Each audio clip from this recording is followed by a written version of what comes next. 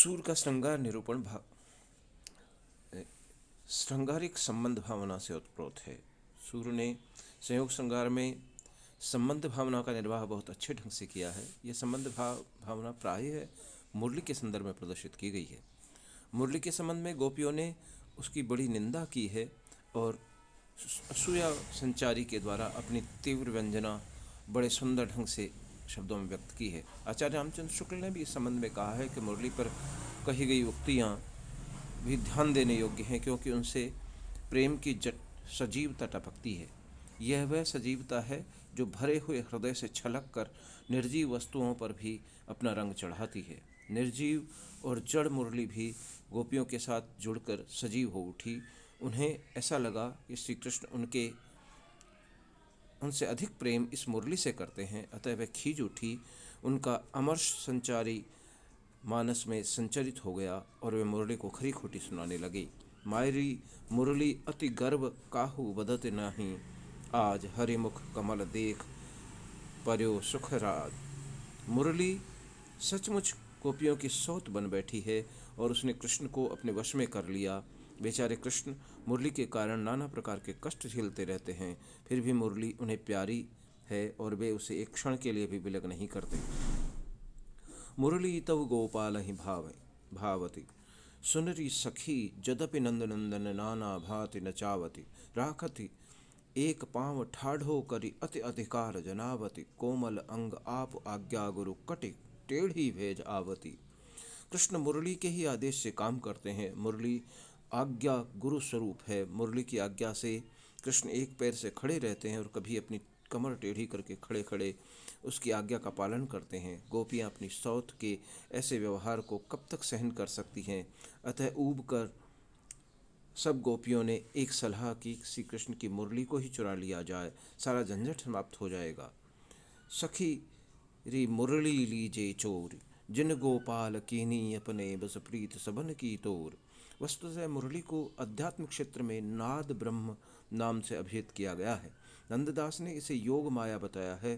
तब लीनी कर कमल जोग माया सी मुरली। ब्रह्म की योग माया स्वरूपिणी इस मुरली का जादू ऐसा प्रभाव सर्वत्र था। इसके नाद से जड़ चेतन सभी प्रभावित थे। सूर्य ने रासलीला के अतिरिक्त पृथक से मुरली विषय अच्छी अच्छी युक्तियाँ प्रस्तुत की हैं। मुरली के संबंधों का उल्लेख केवल सपत्नी की भावना तक ही सीमित नहीं रहा। मुरली के इस तपस्विनी व्यक्तित्व का भी निरूपण किया गया है, जिसमें वह अपने दैन्य भाव को प्रदर्शित करती है। गोपा ग्वाल ने तुम कत उरहन देहु, पूछऊँ जाय श्याम सुंदर को जहि विद जुयो स्नेह। बारे ही ते भई विरत चित तजो गाँव गुण नेह। एक ही चरण रही हों ठाड़ी हिम ग्रीष्म ऋतु में। तजो मूल शाखा शों पत्रनि सोच सुखानि देह। अग्नि सुलाकत मुर्योन अंग अंग विकट बनावत वेह। मुरली का आलंबन श्री कृष्ण से घनिष्ठता होने के कारण गोपियों का मानस बेचैन रहने लगा। वे मुरली और कृष्ण के ऐसे संबंधों से परोक्षतः चिढ़ गई हैं। वास्तव में मुरली के आध्यात्मिक महत्व को सूर्य ने काव्योचित धरातल पर जिस ढंग से प्रतिष्ठित किया है, उससे उनकी प्रेम व्यंजना के उत्कर्ष का प्रकृत स्वरूप स्वतः प्रकट हो जाता है। प्रेम भाव के क्षेत्र में गोपनीय चेष्टाओं का वर्णन करते हुए संयोग श्रृंगार में सूर्य ने राधा के संबंध में प्रेम भाव के इन व्यवहारों का बड़ा मार्मिक और मनोवैज्ञानिक चित्रण किया है। राधा और कृष्ण के प्रेम को यद्यपि बहुत से लोग जानते हैं और उनके लुका छिपी प्रेम व्यापारों की गोपनीय चेष्टाओं से भी परिचित हैं, फिर भी राधा अपनी इस प्रेम चेष्टा को व्यक्त नहीं करती। सूर्य ने प्रेम की ऐसी गोपनीय चेष्टाओं के निरूपण में जिस व्यंजनात्मक शैली और वक्रता प्रधान भाषा का सहारा लिया है, वह अपने आप में अतिशय मौलिक और प्रभावशाली है। हम प्रेम भाव के क्षेत्र में सूर्य द्वारा प्रस्तुत ऐसे संवेदनात्मक और हृदयग्राही चित्रों की कुछ चर्चा नीचे कर रहे हैं। सूर्य ने राधा के बहुआयामी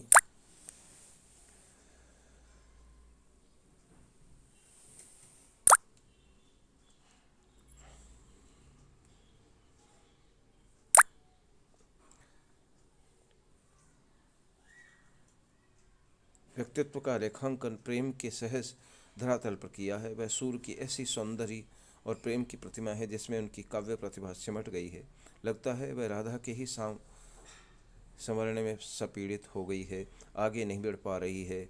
राधा प्रथम प्रारंभ से ही अति कुशल और चपल है, वाक चातुर्य उसके समक्ष अन्य नहीं ठहर पाते।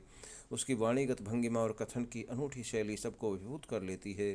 सूर्य ने कृष्ण की बाल सुलभ चेष्टाओं के वर्णन में चातुर्य और कौशल अवश्य प्रकट किया है, पर वे राधा के बाल सुलभ व्यापारों और उसके गोपनीय प्रेम चेष्टाओं के निरूपण में पीछे नहीं है। वास्तव में राधा के प्रेम व्यापार के विकास में सूर्य ने जिस मनोवैज्ञानिकता का परिचय दिया है वह अन्य साहित्य में प्रायः नहीं मिलता।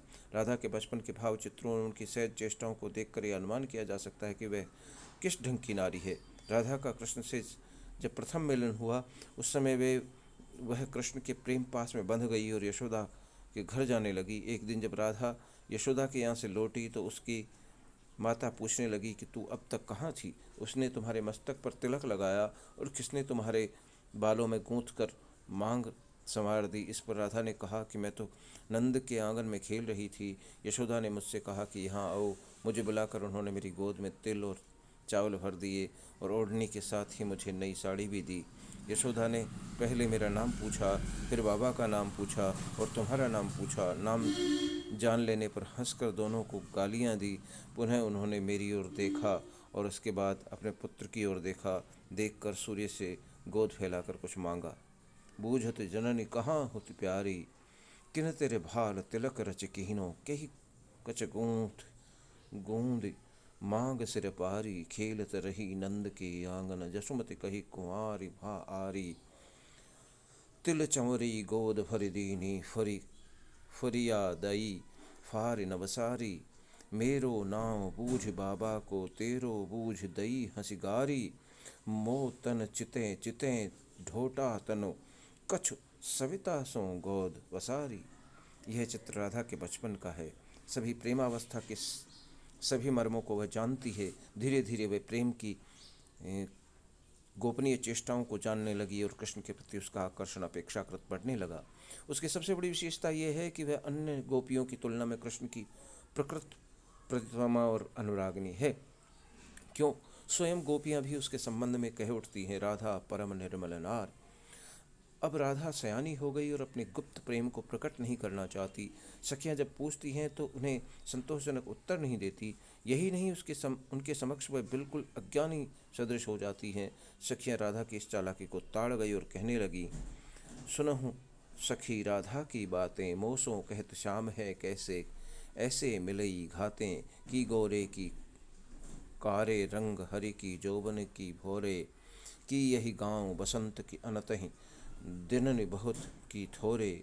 सखियों को यह भली भांति ज्ञात हो चुका है कि राधा और कृष्ण दोनों एक हो गए हैं, लेकिन उनसे राधा दुराव रखती है। सखियन इन्हें विचार पर्यो, राधा कान एक भय दो, हमसो गोप कर्यो। राधा के गोपनीय प्रेम की उद्भावना सूर्य ने गारुड़ी प्रसंग से की है। गारुड़ी प्रसंग में राधा की प्रेम विभुलता व्यक्त हुई है। राधा को काम भुजंग ने डस लिया है। झाड़ने फूंकने वाले बुलाए जाते हैं पर रोग दूर नहीं होता। जब गारुड़ी श्री कृष्ण पहुंचकर झाड़ते हैं तो राधा का विष दूर हो जाता है। श्री कृष्ण ने काम विमोहिता राधा को जब बार बार चूमा तो वे स्वस्थ हो गई और उनका सभी रोग दूर हो गया। इस प्रकार न जाने कितने प्रेम के संदर्भ में राधा के साथ जुड़े हुए हैं। सूर्य ने राधा के जिस प्रेमिका रूप का निरूपण किया वह सचमुच सूर्य की मौलिक दृष्टि है। इस प्रकार की प्रेमिका न तो हमें चंडीदास में मिलती है और न ही विद्यापति में।